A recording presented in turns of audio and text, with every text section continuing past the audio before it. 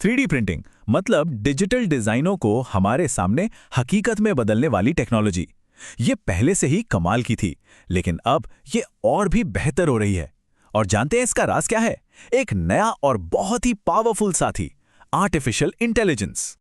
जरा सोचिए, क्या हो अगर कोई परफेक्ट चीज बनाना उतना ही आसान हो जाए, जैसे जैसे किसी एक्सपर्ट से बस पूछ लिया हो। बस यही एक सवाल है जो 3D प्रिंटिंग में एआई की अहमियत को, उसकी जरूरत को बिल्कुल साफ कर देता है। तो चलिए सबसे पहले ये देखते हैं कि 3D प्रिंटिंग आजकल हमारी असली दुनिया में कर क्या रही है, कैसे ये अलग-अलग इंडस्ट्रीज की तस्वीर बदल रही है। सबसे पहले बात करते हैं प्रोटोटाइपिंग की। डिजाइनर्स और इंजीनियर्स को अब बड़े पैमाने पर प्रोडक्शन से पहले अपने आइडियाज के फिजिकल मॉडल मतलब असली मॉडल बहुत तेजी से और कम खर्च में बनाने का मौका मिलता है। इससे होता यह है कि वो डिजाइन का फिट कैसा है, काम कैसे करेगा और दिखने में कैसा है, ये सब आसानी से चेक कर पाते हैं। मेडिकल फील्ड में तो इसका असर वाव कमाल का है। डॉक्टर्स अब सीटी या एमआरआई स्कैन का डेटा लेकर मरीज के अंगों के बिल्कुल वैसे के वैसे 3D मॉडल प्रिंट कर सकते हैं। इससे सर्जरी की तैयारी बेहतर होती है और इतना ही नहीं, मरीज के शरीर के हिसाब से बिल्कुल कस्टम फिट इम्प्लांट्स और सर्जिकल गाइड्स भी बनाए जा रहे हैं। ये तो जैसे पर्सनल केयर का अगला लेवल है। और कस्टम पार्ट्स वो बनाना तो अब बहुत आसान हो गया है। मतलब चाहे किसी के लिए एकदम परफेक्ट फिट होने वाला प्रोस्थेटिक बनाना हो या फिर ज़रूरत के हिसाब से कोई टूल, 3D प्रिंटिंग से लागत और वक्त दोनों की ज़बरदस्त बचत हो रही है। लेकिन सब कुछ इतना आसान भी नहीं है। यहाँ एक चैलेंज है। एक शानदार डिजिटल डिज़ाइन और एक परफेक्ट फिजिकल ऑब्जेक्ट के बीच एक छोटा सा लेकिन बहुत ही मुश्किल छिपा हुआ कदम है। ये कदम जुड़ा है स्लाइसर सॉफ्टवेयर से। अच्छा, इसको ऐसे समझिए जैसे गाड़ी के लिए जीपीएस होता है ना, जो बताता है कहाँ मुड़ना है, कितनी स्पीड रखनी है। स्लाइसर बिल्कुल वही काम प्रिंटर के लिए करता है। ये आपके 3D मॉडल को हजारों छोटे छोटे निर्देशों में, जिसे जी कोड कहते हैं, उसमें तोड़ देता है।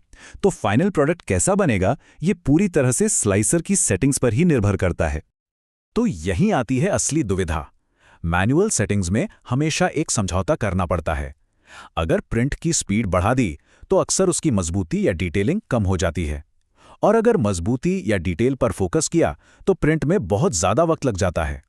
ये स्पीड, स्ट्रेंथ और क्वालिटी के बीच एक बहुत ही मुश्किल संतुलन है। और बस इसी मुश्किल संतुलन का समाधान लेकर आता है आर्टिफिशियल इंटेलिजेंस। ये एक ऐसे को पायलट की तरह है जो इस पूरे खेल को ही बदल कर रख देता है।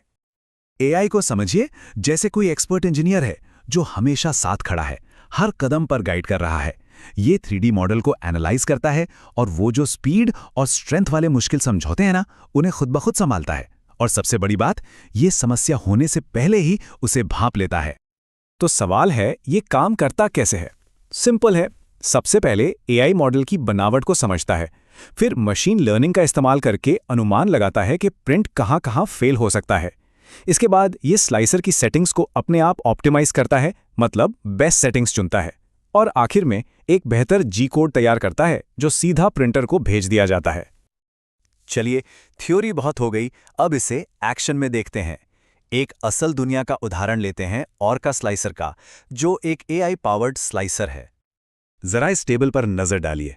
बाईं तरफ है स्टैंडर्ड मैनुअल सेटिंग्स, जहां हर चीज एक जैसी है, और दाईं तरफ है एआई की optimise settings.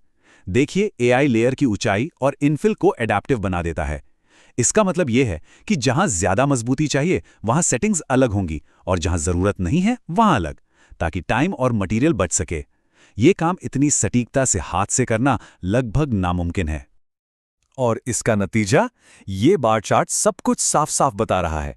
AI optimised print न सिर्फ तेजी से हुआ, बल्कि जो पार्ट बनकर निकला वो ज्यादा मजबूत भी था, यानी स्पीड भी और स्ट्रेंथ भी। ये तो बेस्ट ऑफ बोथ वर्ल्ड्स वाली बात हो गई। तो इस सब का सार क्या है? सबसे जरूरी बात यह है, एआई गेस वर्क को, यानी अंदाजे से काम करने को बिल्कुल खत्म कर देता है।